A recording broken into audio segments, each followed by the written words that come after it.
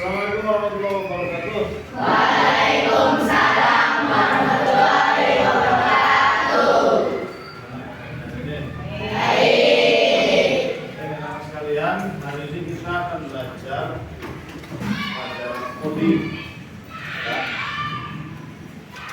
Di pertemuan yang lalu kita sudah belajar tentang berpikir ada 4 ya, ciri berpikir komputasional. Kemudian juga sudah belajar tentang konsep dasar kecerdasan artifisial, bahwa dalam hidup kita selalu banyak masalah, selalu ada masalah, maka adanya kecerdasan artifisial bisa membantu kita. Berpikir komputasional juga bisa membantu kita menyelesaikan masalah dalam kehidupan sehari. Nah, hari ini materi lanjutannya adalah manfaat, dampak, dan etika penggunaan kecerdasan artifisial. Baik, sebelum kita mulai belajar hari ini, terlebih dahulu silakan dipimpin berdoa.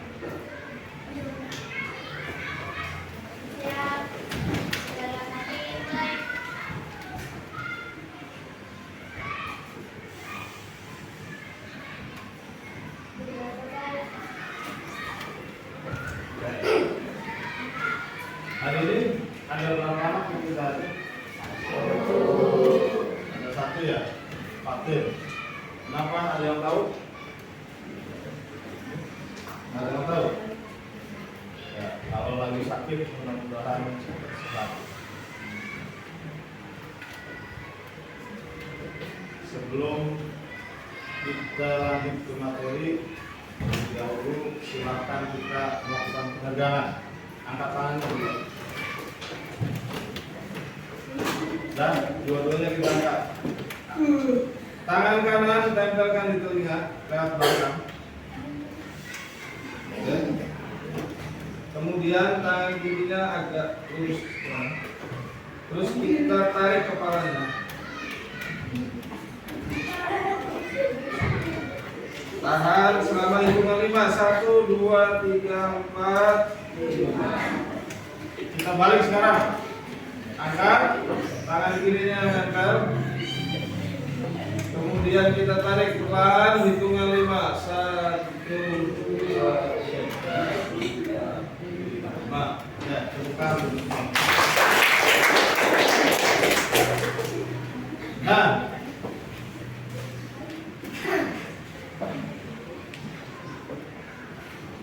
untuk dapat memahami tentang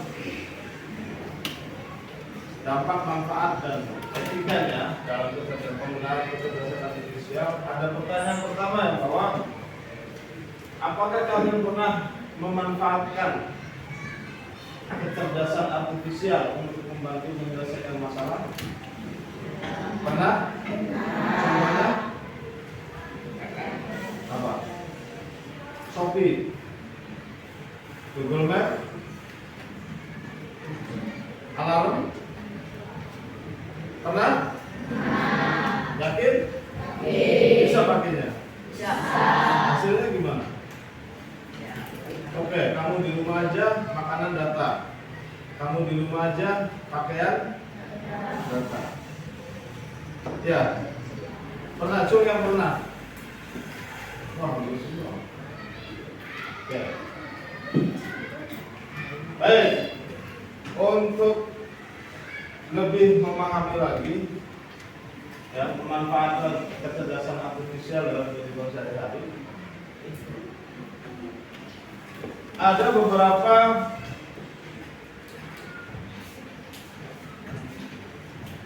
aplikasi atau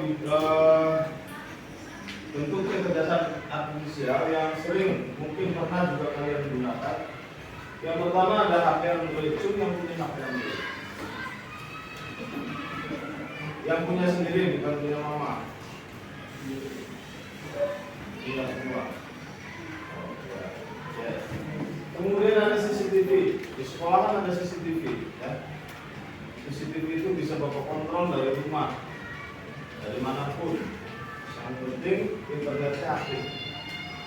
Kemudian medsos, Instagram, apalagi TikTok,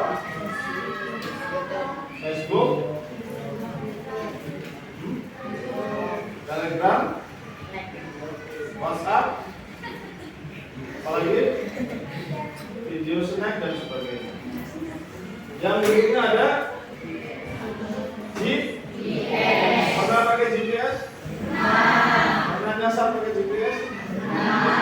Pernah disasari GPS? Karena kualat kalian. Kemudian belanja online. Pernah? Apa yang pernah dipakai? Social, Shopee, Lazada, Tokopedia,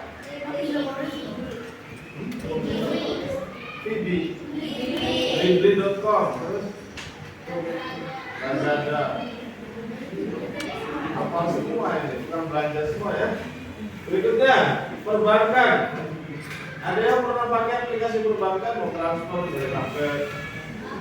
Belum pernah, karena belum punya uang ya. Gak pernah disuruh mamanya atau diatur sama gak pernah. Ya. Kemudian ada transportasi, contohnya pernah pakai Gojek, GoFood, apalagi yang pernah? Grab, Maxim, gak pernah. Nanti kalau udah gede, kota akan lebih banyak lagi, ada Maxim, ada Grab, ada Gojek, ya. Terakhir internet, mungkin ini paling banyak dipakai setiap hari. Nah, dari sekian banyak jenis ini, tentu ini adalah bagian dari kecerdasan artifisial, ya, yang kita tinggal masukkan perintah, kemudian mereka akan atau media-media ini akan memproses sesuai dengan perintah yang kita berikan, sehingga apa yang kita inginkan bisa dipenuhi dalam waktu yang tidak begitu lama. Kita di rumah, makanan datang, tapi kita pakai ya itu ya. Nah, Bapak akan putarkan beberapa video tentang memanfaatkan KA. Yang ini dulu. Pernah merasa hidup di dunia masa depan? Teknologi canggih kini ada di sekitar kita, salah satunya artificial intelligence. Tanpa disadari, AI telah menjadi bagian penting dalam kehidupan sehari-hari. Mulai dari alarm, smart alarm di ponsel yang menyesuaikan waktu bangun dengan siklus tidurmu, hingga mesin pencari seperti Google yang memberikan hasil paling relevan berkat AI. Algoritma AI juga bekerja di media sosial, mempersonalisasi konten yang kamu lihat. Asisten virtual seperti Siri, Google Assistant, atau Alexa juga digunakan oleh AI. Mereka bisa membantumu mencari informasi, mengatur benda, bahkan mengontrol perangkat rumah pintar hanya dengan perintah suara. Fitur autocorrect saat mengetik pesan pun memanfaatkan AI untuk memberikan saran kata yang tepat. AI tidak hanya ada di gadget. Dalam bidang transportasi, AI mengembangkan mobil otonom. Di bidang kesehatan, AI membantu diagnosis penyakit. Bahkan, platform streaming film dan musik menggunakan AI untuk memberikan rekomendasi tontonan dan lagu sesuai selera. Jadi, AI bukan lagi hal asing. Ia mempermudah dan meningkatkan kualitas hidup kita. Itu tadi beberapa contoh pemanfaatan kecerdasan artifisial atau AI.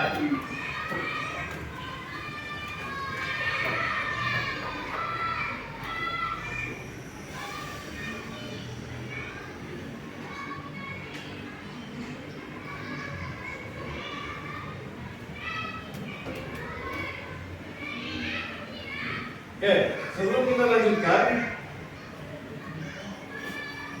dengan berkembangnya teknologi saat sekarang ini, tentu ya harus bisa kalian ikuti perkembangannya. Karena kalau kita tidak bisa mengikuti, pasti akan tertinggal dan kita tidak bisa atau tidak bisa banyak melakukan hal-hal yang memang banyak berkaitan dengan teknologi. Begitu penggunaan HP, penggunaan yang lainnya teknologi tidak dilarang, tetapi tetap harus bisa menjaga etika, menjaga waktunya.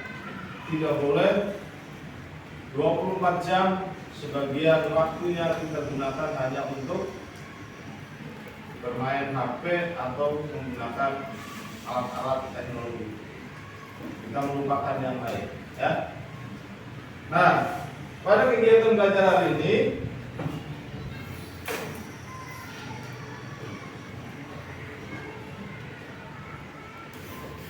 tujuan yang pertama adalah bahwa kalian diharapkan dapat mengetahui manfaat penggunaan KA, kecerdasan artifisial atau AI, lalu praktik di kelas dengan baik. Nanti kita akan praktek ya. Laptop sudah ada di meja semua. Kemudian yang kedua, mengetahui dampak penggunaan KA melalui praktik di kelas dengan baik. Dampak ini apa yang disebabkan oleh kecerdasan artifisial? Apakah ada dampak positifnya atau ada dampak negatifnya? Dan yang ketiga, kalian mengetahui etika penggunaan kecerdasan artifisial melalui praktik juga. Jadi tahu batasan-batasan mana yang boleh, mana yang tidak boleh, kapan waktunya, kapan yang bukan waktu. Seperti itu ya. Oke, kita lanjutkan. Bapak akan putarkan video yang kedua.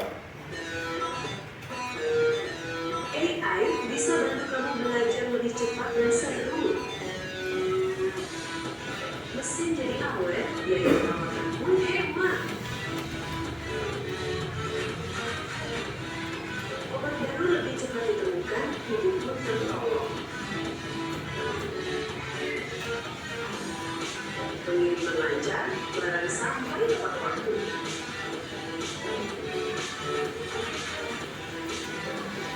Perubahan iklim bisa diprediksi, bumi kita pun terjaga. Data aman, serangan cyber pun teratasi.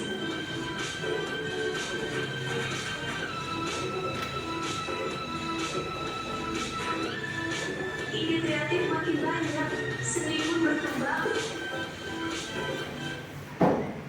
Ya, jadi sangat menarik sekali. Kalau kalian mampu mengeksplorasi, eksplorasi itu menggali lebih dalam tentang AI atau kecerdasan artifisial, tentu apapun bisa kita lakukan, menggambar, ya, kemudian mendesain dan semuanya. Karena hari ini lagi viral-viralnya, lagi booming-boomingnya tentang bagaimana penggunaan AI. Di Facebook banyak foto-foto animasi, ya. Nah, selanjutnya tentu memakai AI sehari-hari. Misalkan kita sedang ke supermarket untuk membeli buah semangka, tapi kita tidak tahu cara memilihnya. Pertama kita foto dahulu buah semangkanya, kemudian kita beri nomor di masing-masing buah. Kita akan fotonya ke ChatGPT, kita tulis prompt, pilihkan buah semangka yang matang, manis dan berair. Maka ChatGPT akan memilihkan semangka terbaik berdasarkan nomor semangkanya. Perlu contoh teknologi lainnya. ya, itu menghitung semangka, bukan menghitung, memilih semangka yang baik, yang manis, yang segar, bisa juga dilakukan dengan apa?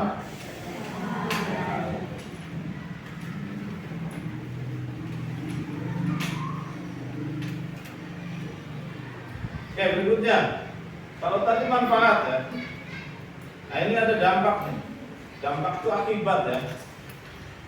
Yang pertama coba kita lihat. Statistik menarik tentang dampak AI dalam kehidupan sehari-hari. AI kini digunakan di 70% perusahaan untuk meningkatkan efisiensi dan produktivitas. Lebih dari 1,5 juta pekerjaan baru diciptakan oleh adopsi teknologi AI di berbagai sektor. Teknologi rumah pintar, seperti asisten virtual, semakin populer dan memudahkan rutinitas harian. Aplikasi kesehatan berbasis AI membantu diagnosis mendiagnosa penyakit lebih cepat dan akurat. AI berperan dalam analisis data besar, mengubah cara kita memahami tren dan perilaku. Tingkatkan pemahaman Anda tentang AI, ikuti saluran kami. Tuh, ya, di perusahaan. Hari ini sudah banyak perusahaan yang menggunakan AI. Maka generasi kalian, kalau AI-nya pemahaman tentang penggunaan AI-nya lemah, kalian kan setidaknya 10 tahun yang akan datang akan memasuki dunia kerja. Hari ini saja tahun 2025 sudah sangat luar biasa perkembangan teknologinya, apalagi 10 tahun ke depan. Kalau misalkan kalian tidak bisa mengupgrade diri, upgrade itu berarti menguatkan diri lah, gitu ya, menambah kualitas pengenalan terhadap teknologi, maka bukan tidak mungkin 10 tahun yang akan datang bos-bos besarnya bukan dari kalangan kalian, ya. Seperti yang sering Bapak sampaikan, jangan sampai nanti ketemu dengan Bapak di tempat parkir. Pak, saya Alvin yang mana? Ya. Selanjutnya kita lihat. Nah, yang tadi yang pertama itu dampak positif apa negatif? Terciptanya 1,5 juta lapangan kerja. Positif ya. Kemudian banyak hal-hal yang bisa diselesaikan dengan AI. Nah, yang kedua nih. AI banyak dampak negatifnya. Apa iya? Begini menurut tim orang dalam, kenapa? Banyak yang bilang kalau AI itu bisa menggantikan pekerjaan manusia. Kedua, itu ketergantungan terhadap teknologi, lalu kebijakan privasi dan keamanan. Dan tentunya, kalian mau berbagi tips untuk mengatasi hal tersebut. Pertama, kamu bisa atasi itu dengan mengupgrade diri. Selain berguna untuk meningkatkan kualitas, itu memperkuat kompetensi pekerja manusia yang kreatif dan inovatif, hingga daripada terkena dampak ketidakpastian finansial, justru bisa memanfaatkan peluang dari hal tersebut loh. Yang kedua, jaga keseimbangan. Ketergantungan AI memang bisa mengurangi kemampuan berpikir kritis, kreatif, dan emosional manusia. Tapi ini bisa diatasi penggunaan AI dengan aktivitas skill lainnya dan mengedukasi diri kita serta orang lain untuk lebih bijak dalam penggunaan AI. Yang ketiga, itu membuat regulasi. Penggunaan AI yang sembrono bisa jadi mengancam privasi dan keamanan. PSI sudah ngerti atau kamu punya trik antisipasi lainnya? Bagi di kolom komentar ya. Oke. Menurut tadi ada beberapa dampak negatif. Pertama, data kita jadi tidak privacy lagi.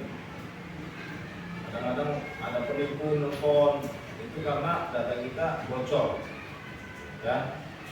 Terus katanya tadi AI itu bikin orang jadi nggak mau mikir, ya. Kemudian dengan AI kita ketergantungan teknologi, malas ngapa-ngapain. Nah, semua itu bisa ditepis atau bisa diantisipasi. Yang penting kitanya paham etikanya, ya. Nggak boleh apa-apa AI, mau bener mau salah AI. Kitanya tidur-tiduran, santai-santai, ya, malas-malasan. Nah, itu nggak boleh. Itu berarti bagian daripada dampak-dampak negatifnya. Ya harus kita lawan. Tidak hanya AI sebenarnya ya yang punya dampak negatif. Makan sebagai kebutuhan kita, ada nggak dampak negatifnya? Kalau makannya kekenyangan, bikin perut, ya. Pokoknya segala sesuatu kalau berlebihan, tidak pada porsinya, pasti bikin nggak nyaman. Main bola, seneng kamu main bola. Coba kamu suruh main bola 10 jam gak istirahat, apa yang terjadi kira-kira? Pingsan, ya? Bener gak? Capek, pingsan, karena terlalu lama.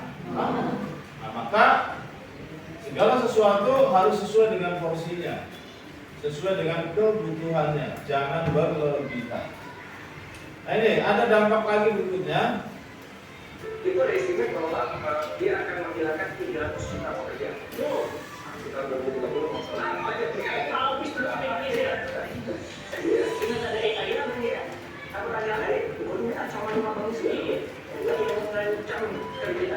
3 juta pekerjaan manusia hilang. Orang yang bisa bekerja itu, Anda nggak bisa pakai terancam. Iya, ya sama kayak zaman dulu. Kamu nggak bisa bekerja. Harus bisa ngambil. Ada manusia punya kapabilitas untuk beradaptasi dengan hal. Nah, itu kan usaha tahu-tahu ya, kita mampu kita terus kita bisa. Kita kan spesies yang punya kemampuan adaptasi yang paling tinggi. Ya. Nah, sehingga kondisi yang sekarang teknologi masuk dengan AI dan generasi itu pasti bergerak. Oke. Di sisi lain, bahwa akan tercipta pekerjaan baru 1,5 juta, tapi juga ada ancaman 300 juta pekerjaan ya, yang kaitannya dengan manusia itu akan hilang karena tergantikan oleh maka kalian 10 tahun yang akan datang, apakah akan menjadi bagian orang yang tidak kebagian pekerjaan karena sudah digantikan AI, atau kalian menjadi anak-anak atau menjadi orang yang bisa menggunakan AI sebagai alat untuk bekerja dan menghasilkan uang untuk kebutuhan kalian di masa yang akan datang. Ya.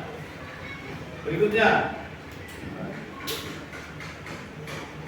dampak positif adanya teknologi AI, Artificial Intelligence. Efisiensi dan produktivitas tinggi. AI dapat membantu meningkatkan efisiensi dan produktivitas dalam berbagai industri, seperti manufaktur, perbankan, kesehatan, dan lain-lain. Hal ini dapat menghemat waktu dan biaya produksi serta meningkatkan kualitas produk dan layanan. Pengambilan keputusan lebih cepat dan tepat. AI dapat digunakan untuk menganalisis data besar dan kompleks, sehingga memungkinkan pengambilan keputusan yang lebih cepat dan tepat. Kemajuan di bidang kesehatan. AI dapat digunakan untuk mendiagnosis penyakit, merancang obat baru, serta membantu dalam pengobatan dan rehabilitasi pasien. Hal ini dapat mempercepat proses pengembangan obat dan penyembuhan penyakit. Peningkatan keamanan dan perlindungan. AI dapat digunakan dalam sistem keamanan dan perlindungan seperti. Oke. Salah satu dampak positifnya bahwa AI bisa membantu mendiagnosis penyakit. Kamu pernah di handphone pakai aplikasi pengukur detak tekanan darah? Pernah di HP? Ada, ya. Itu diantara. Jadi ada dampak positif, ada dampak negatif. Nah, supaya kita tidak terpengaruh dengan dampak negatifnya, maka ya, kita harus tahu etika dalam menggunakan kecerdasan.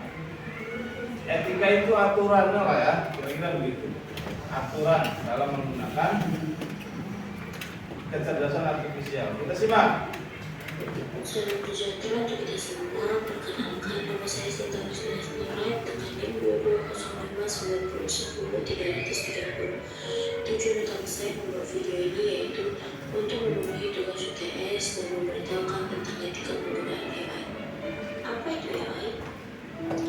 AI atau Artificial Intelligence merupakan teknologi yang memungkinkan untuk melakukan tugas yang biasanya memerlukan kecerdasan manusia. AI bisa digunakan untuk menganalisis data dan memproses informasi. Etika yang harus dipenuhi dalam penggunaan AI adalah yang pertama, kejujuran akademik, yaitu mahasiswa menggunakan AI hanya sebagai alat bantu, bukan sebagai pengganti. Yang kedua, pengakuan sumber. Mahasiswa harus mengakui sumber yang digunakan dalam pekerjaan mereka. Yang ketiga, pemahaman terhadap batasan penggunaan AI, yaitu menggunakan AI dengan batasan tertentu, bukan sepenuhnya mengandalkan AI. Oke, tidak sepenuhnya mengandalkan AI sebagai alat bantu saja, tapi kita sendiri yang bagaimana merancang, membuat. Nanti untuk membuat itu kita gunakan alat bantunya adalah Yang kedua,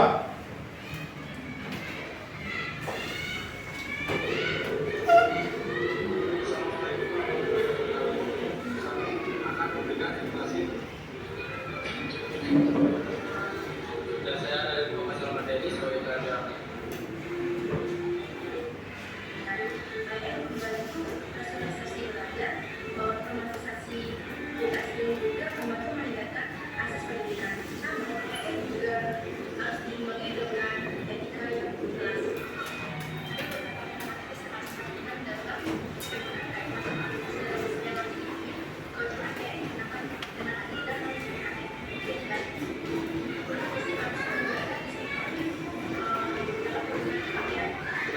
Dalam bidang juga harus berlandaskan 3 prinsip utama. Yang pertama, keadilan, yang kedua, privasi, dan yang ketiga, kontrol manusia. AI dapat membawa bangsa dalam pendidikan, juga dilakukan pendidikan yang tidak benar. Mari kita pastikan AI dapat pelan-pelan dulu dan menjadikan pendidikan yang lebih baik untuk kedepannya. AI di pendidikan di sekolah boleh, asal etikanya terjaga, jujur, adil, ya. Kemudian tadi privasi datanya tidak boleh sembarangan. Selanjutnya, etika dan dampak sosial AI. Wah, AI itu canggih ya. Tapi, apa itu yang harus dilakukan saat menggunakannya?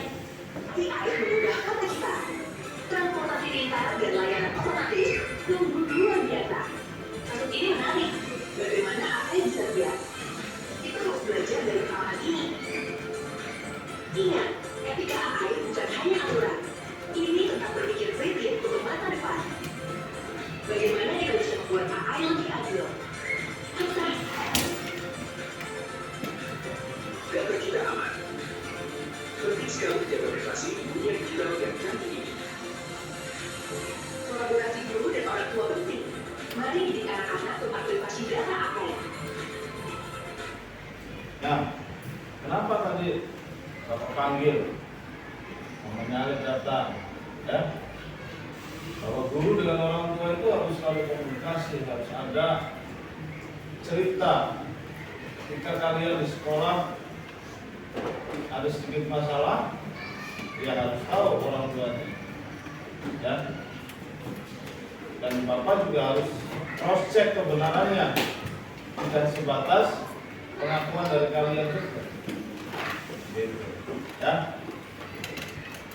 Kemudian yang terakhir, Untuk etika penggunaan AI, pertama, pastikan AI dapat diakses dan bermanfaat bagi semua orang tanpa diskriminasi. Kedua, penggunaan AI harus menjunjung tinggi hak asasi manusia dan nilai kemanusiaan. Ketiga, jaga keamanan data dan privasi pengguna saat mengembangkan dan menerapkan AI. Empat, jelaskan cara kerja AI dan siapa yang bertanggung jawab atas keputusan yang dibuatnya. Kelima, dalam pendidikan gunakan AI dengan tetap menjaga kejujuran dan originalitas karya. nah, jujur dan karyanya asli karya kalian, walaupun dalam membuat karyanya dibantu oleh AI. Jadi intinya adalah bahwa etika dalam penggunaan KA atau AI, bahwa AI itu hanya sebagai alat bantu, bukan sebagai pengganti atas pikiranmu. Paham ya? Ah, saya malas kerjain ini, kita buka AI aja. Nah, AI selesai, tapi kamu nggak mau mencari kebenaran bahwa hasil atau keputusan yang dibuat AI itu benar atau salah. Kalau benar, mungkin menguntungkan, tapi kalau salah, pasti merugikan. Nah, ini yang harus dihindari oleh kalian. Ya, baik anak-anak sekalian, tadi sudah menyaksikan tentang pemanfaatan, tentang dampak baik positif atau negatif, kemudian ada etika penggunaan kecerdasan artifisial atau AI. Nah, selanjutnya hari ini kita ada proyek, ya. Desain proyeknya adalah, pertama, tujuan proyeknya mengenal rumus bangun datar untuk membantu menghitung luas dan keliling melalui sistematika yang runtut. Ini matematika berarti ya. Ya, jadi pelajaran coding kita bisa padukan dengan pelajaran matematika, nanti akan dibantu dengan AI. Gitu ya. Kemudian langkah-langkahnya nanti akan Bapak tuliskan soalnya. Kemudian silakan kalian cari rumus yang diperlukan. Kemudian yang ketiga, mengerjakan sesuai dengan urutan yang benar. Urutan yang benar adalah input, proses, output. Inputnya data, ya, prosesnya memasukkan rumus, kemudian outputnya adalah nilai akhir dari yang sudah dihitung oleh kalian. Yang dibutuhkan internet sudah ada, sudah ada 3 di sini jaringannya. Silakan dibuka laptopnya, dihidupkan.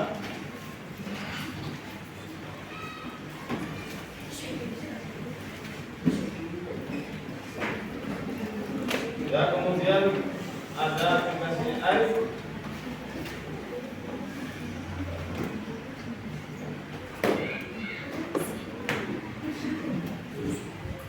Dan nanti di akhir akan kita uji kebenaran. Sudah dibuka? Dibuka dan buka Google.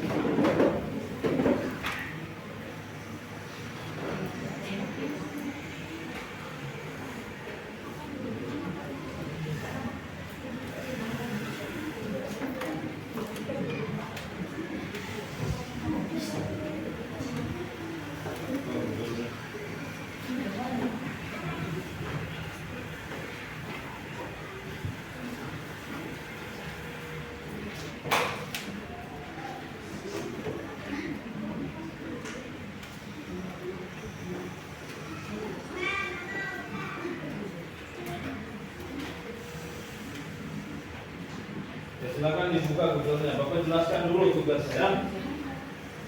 Baik. Proyek kita hari ini adalah Hitunglah keliling dan luas sebuah segitiga jika memiliki alas 150 cm dan tinggi setengah dari tingginya setengah dari panjang alas. Alasnya berapa? 150. Tingginya setengah dari 100. Di bagian input, kalau dalam mengerjakan matematika itu ada diketahui. Input itu sama dengan ditanyakan itu, berarti masuknya di sini ke proses. Ditanyakan, ya, jawab, itu ada di proses. Kemudian output ini adalah hasil akhir. Bisa dibagi dua, sebelah sini luas, sebelah sininya gede. Bisa dipahami? Bisa dipahami? Bisa. Ketentuannya, jawaban meliputi 3 bagian: input, proses, dan output. Kemudian boleh menggunakan alat bantu AI jika diperlukan, tetapi tidak untuk menghitung jawaban. Ya. Kemudian kerjakan bersama kelompok secara kolaboratif. Ya. Meskipun ini kerjaan kelompok, tapi nanti dibuat individu. Maksudnya semuanya diisi. Tapi kerjakannya boleh bareng. Paham? Bisa dipahami ya? AI ya, kamu boleh cari di Google, bisa chat GPT. Itu loh.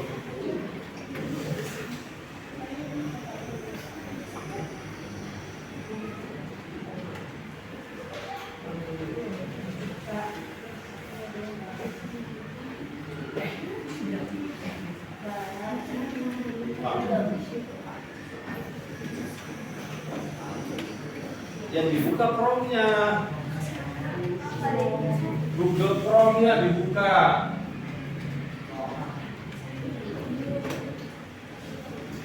Tahu Google Chrome?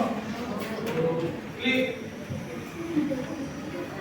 terus bisa diketik di situ, ya.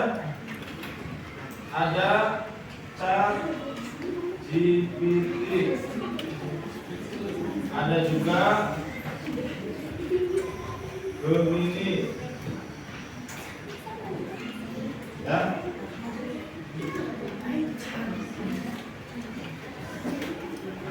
Ada Google Assistant,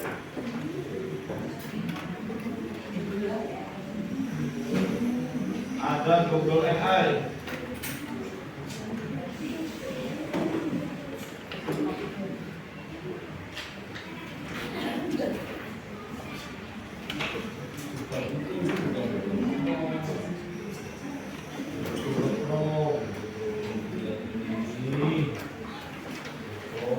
Google Chrome itu yang gambarnya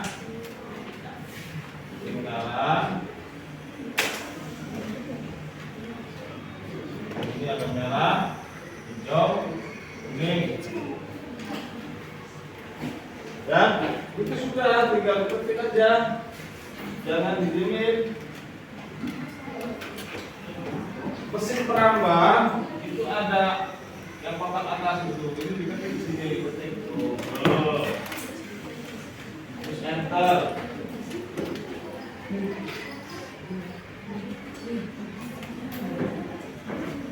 Dan nanti kalau sudah di tengah kan ada tuh ketik, bisa chat GPT, ya, terus enter.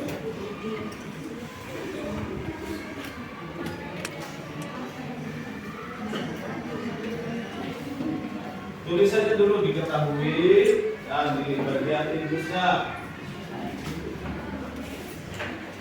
ya.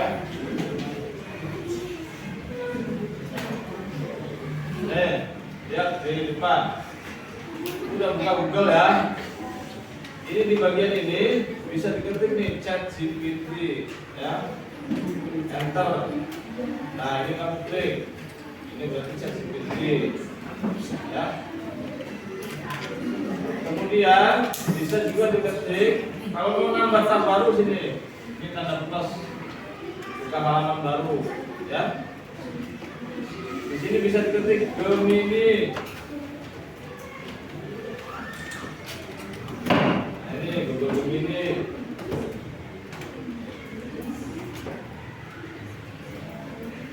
Sama ya. Apa yang mau ditanyakan? Ada juga misalkan Google Assistant.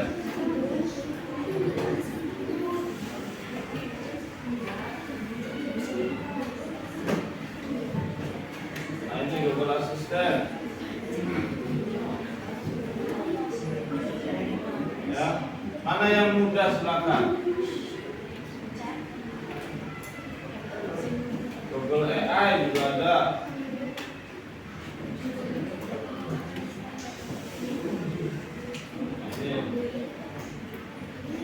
Ya. Silakan waktu berpacu ya. Waktu berpacu. Kita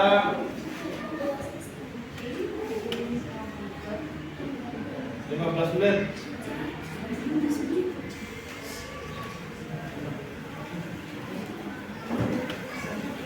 Tidak ada yang diam, semuanya kerja sesuai dengan lembar kerjanya masing-masing.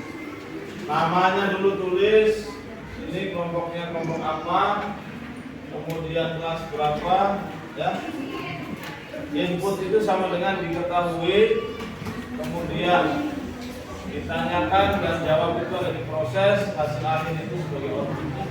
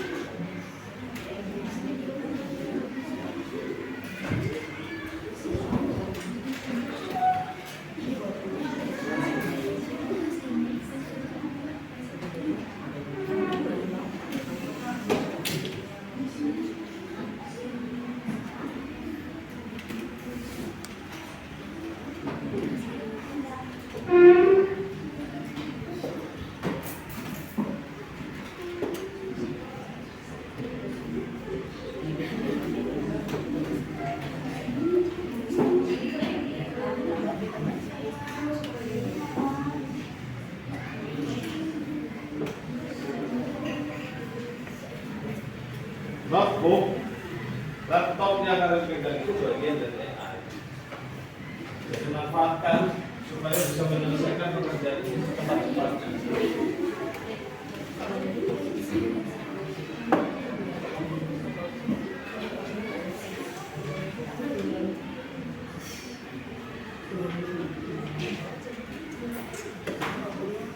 Belas menit habis.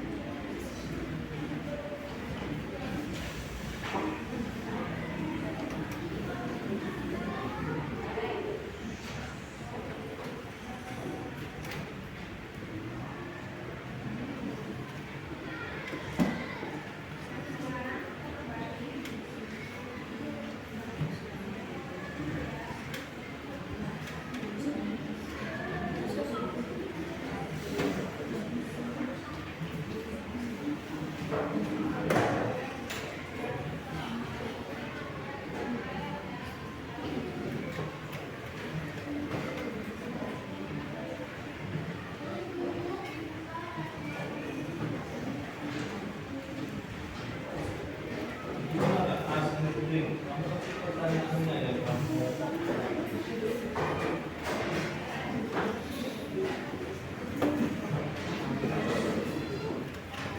Apa dari proyek ini yang perlu kamu cari apa?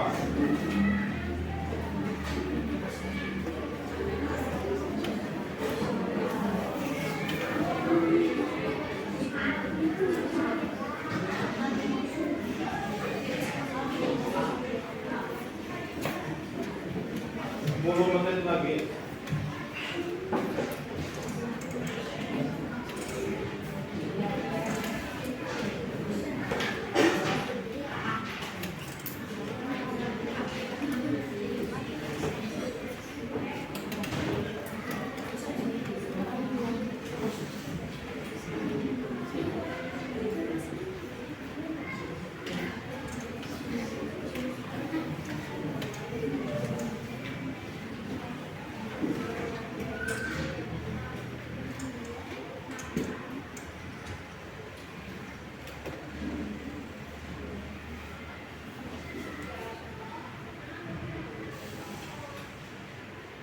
Segitiganya segitiga apa?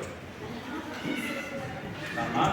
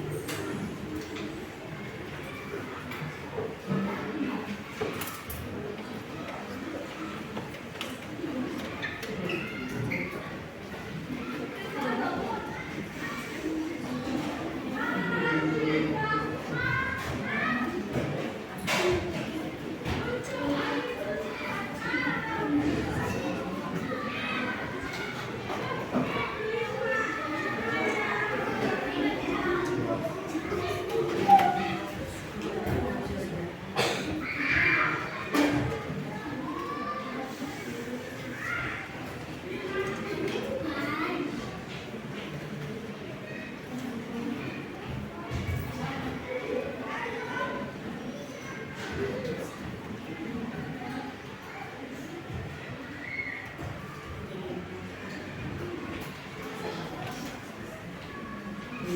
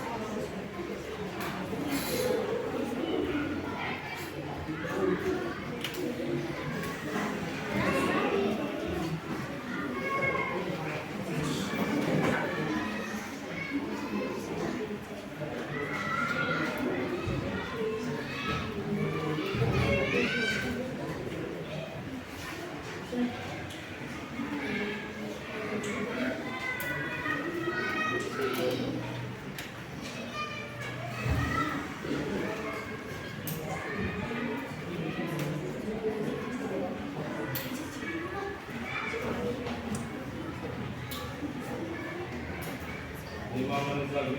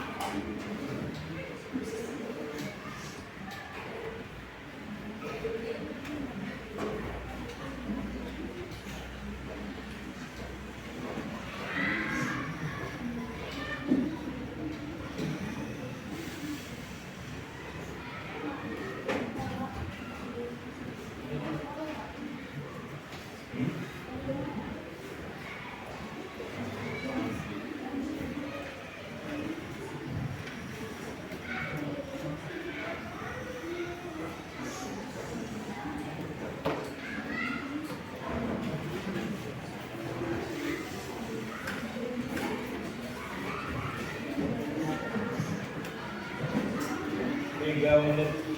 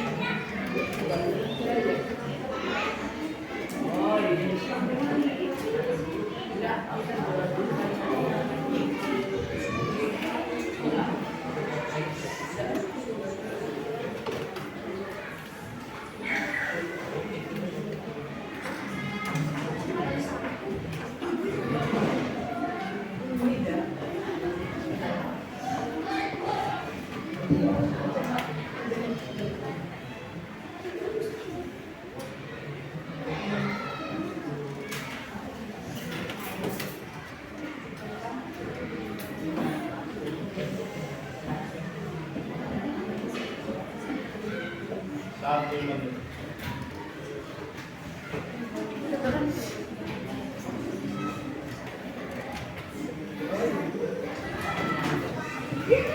Ya?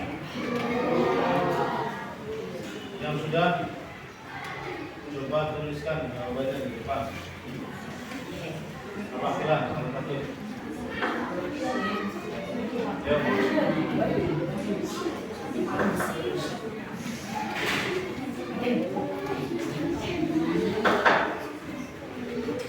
Ya, ini kelompok ini udah. Ya, lima perwakilan.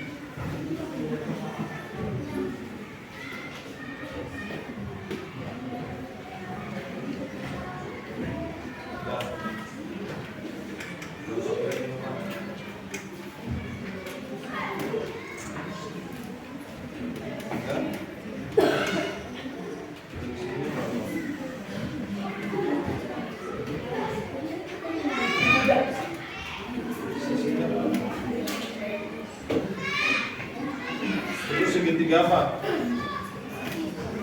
Sama? Sisinya ada berapa? Sisinya ada berapa? Hah? Ada berapa? Tiga. Panjang sisinya berapa?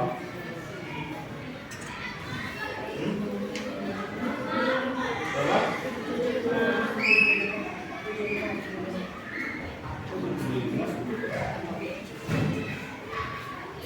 Yang 75 itu apa?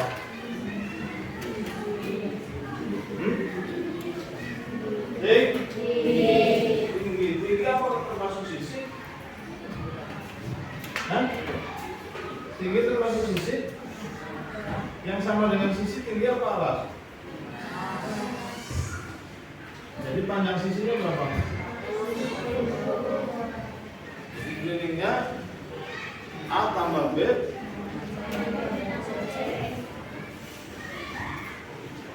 ada berapa? B-nya berapa? C-nya berapa? Masih ada yang 75. A-nya berapa? B-nya berapa? 75 lagi. Itu segitiga apa? Sama? Sisi. Sisinya ada berapa? Sisinya ada berapa? 3. Berapa panjang sisinya? 100. Berarti sisi A nya berapa? Sisi B nya berapa? Sisi C nya berapa?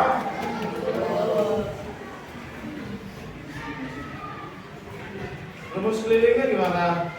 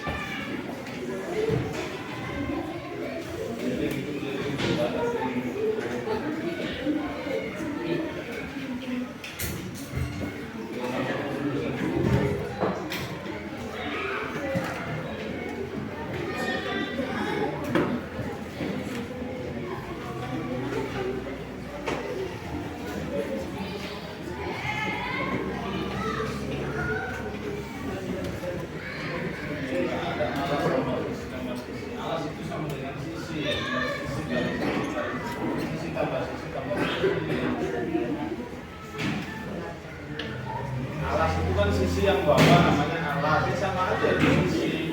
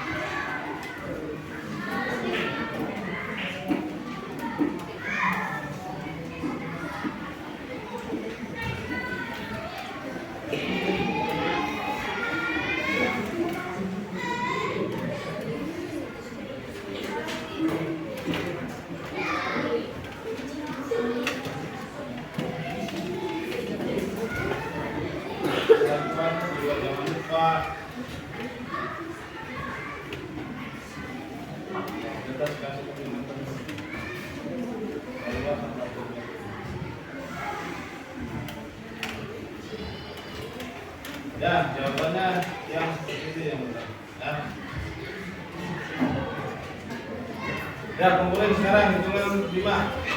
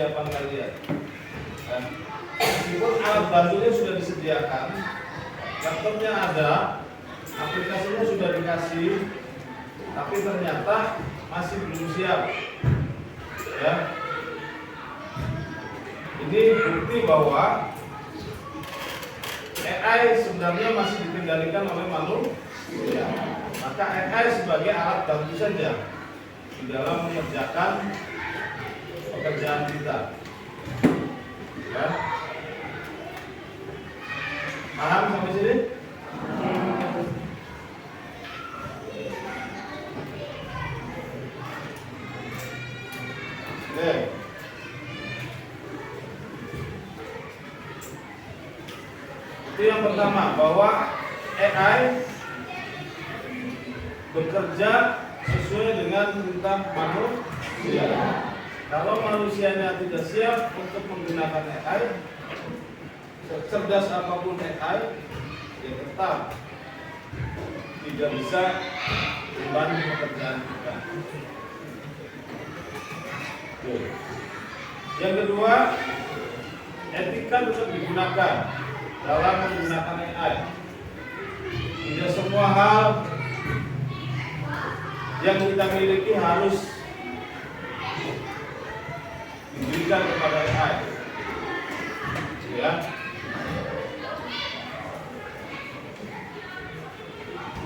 Nah, selanjutnya nanti di jadwal berikutnya akan ada belajar materi spread, ya, ini menggunakan laptop pagi. Mungkin untuk pertemuan hari ini cukup sekian. Mudah-mudahan apa yang tadi kalian kerjakan membuktikan bahwa sebenarnya kalian siap atau tidak di dalam menggunakan AI. Intinya itu, ya. Karena AI juga tidak akan bekerja kalau kitanya nggak tahu apa yang akan kita kerjakan, apa yang akan kita lakukan. Ya, harusnya tadi bisa lebih cepat dari yang waktu yang sudah Bapak berikan. Karena sudah ada alat bantunya yang bisa mempercepat. Faktanya sampai waktu limit itu belum selesai. Maka sebenarnya AI bisa membantu kita kalau kita siap untuk menggunakan. Terima kasih, itu saja yang bisa saya sampaikan. Bapak akhiri, assalamualaikum warahmatullahi wabarakatuh. Waalaikumsalam.